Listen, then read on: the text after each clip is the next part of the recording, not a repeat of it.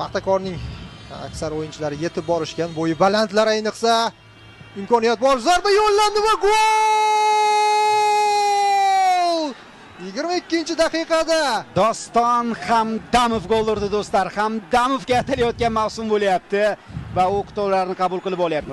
Mana Islom Ismoilov ko'rsatilyapti, hech qisi yo'q. Neftchi qayta olsa kerak, qaytadimi yo'qmi bu boshqa masala. Asosiysi mana shunday raqobat kechayotganligi o'yinda va Hamdamovga pas kelganda u Boyan Sigir bilan Anvar G'ofurov to'xtab qoldi bir muddat mana va Hamdamov to'p aynan menimcha G'ofurovdan keldi Dostonga. Doston soniyalarda qaror qabul qilib to'pni burchakka yo'naltirdi. Darvozabon yaqinrog'ida edi, himoyachi darvozabonning yonida edi. To'pni darvozabon qaytarishga, reaksiya namoyish etishga kech qoldi.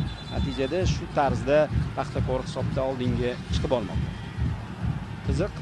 Bu baribir ko'proq Neftchi himoyachilarining xatosi, tayanch zonasidagilar ham